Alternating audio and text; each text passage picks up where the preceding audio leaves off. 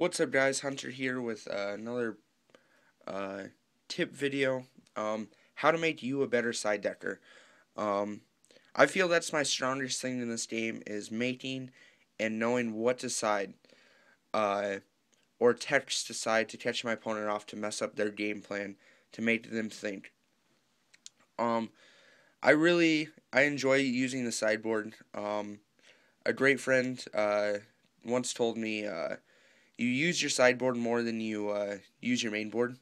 It's not like an amazing quote or anything you guys probably expected, but what he meant by that is you play with your sideboard more than you do your main board. If you think about it, if you constantly go to game 3, you play with your sideboard.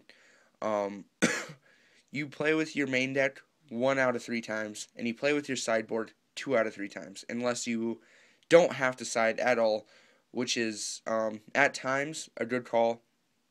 At other times, it's probably a mistake on your part because you can have a better game with your sideboard. So, one tip I do for siding is I have 41 cards here of just pure side deck cards. I mean, there can be more. Like, I could probably have another Catastrophe. I could have another Shadow. I could have another Compulse. Um, sorry about that. But, um, this is how I make a sideboard for a regional. I'll lay out all of these cards, and I will pick, okay, what do I think is going to be at the regional? If I think, hey, Samurais are going to be there, bam, Kinetic Soldiers, I already have those ready to go. I don't need to go through that box to find them. Another thing is, say I want to tech sideboard cards. I have those already here. I have my Shield Crush that Jeremy Rinda was amazing to give me at Nats. Be like, hey, why don't you side Shield Crush, blah, blah, blah, for Raikou. It was amazing. I've always had it in my sideboard deck box.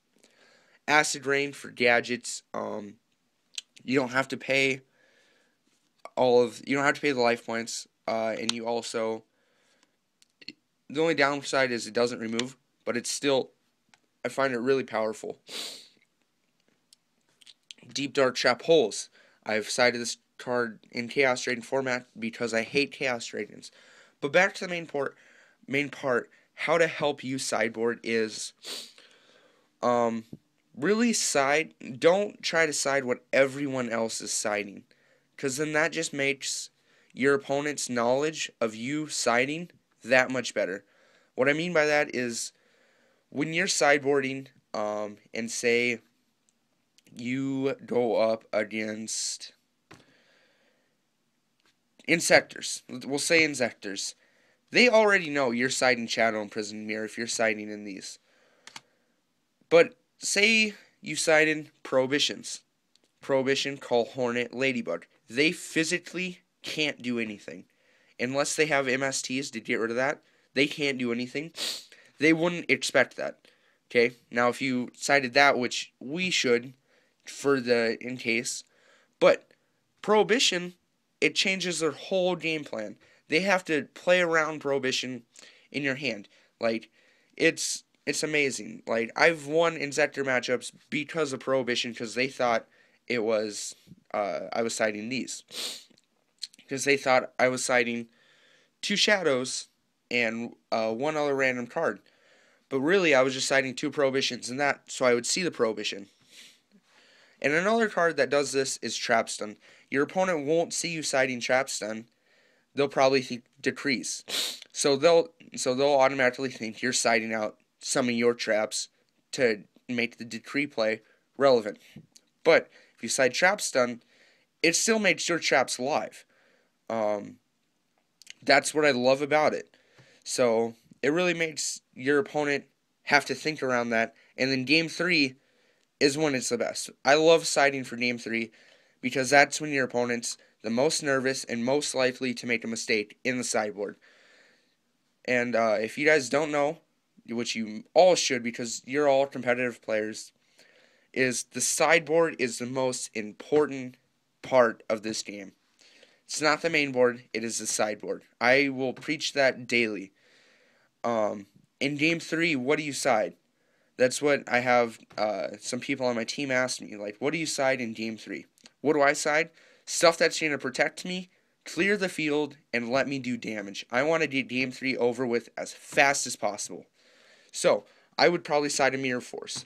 I would side Trap Stuns to let me just go and hopefully kill my opponent. I would side the second Compulse.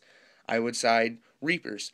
I would side Thunder Kings. I would side Fossildynas maybe I don't want my opponent to go. Even though this is more of a control card, it can be an offensive card too. But I can also side Soul Takers. You should side these in Game 2 based on what you're playing against, because Soul Taker gives you that option to board wipe. That's why I don't have Smashing Grounds in here, even though I should probably still have Smashings in here for that more takeaway.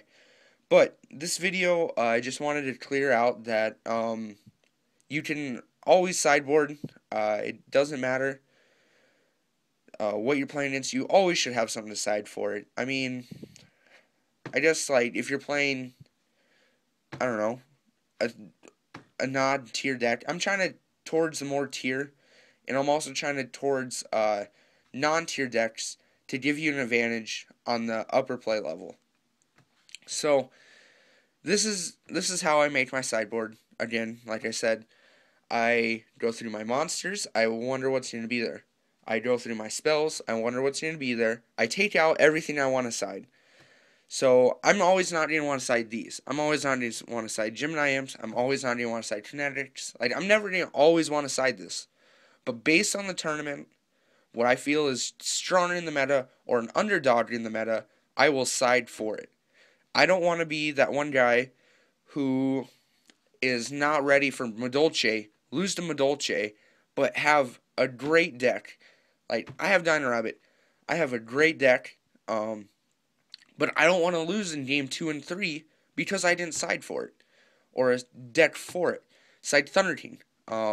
It just gives you that much better anything. Side Reaper, Snowman Eater, like, these cards give you that much advantage. That's what the sideboard is for. To give you advantage and to make your opponent think to what you're siding.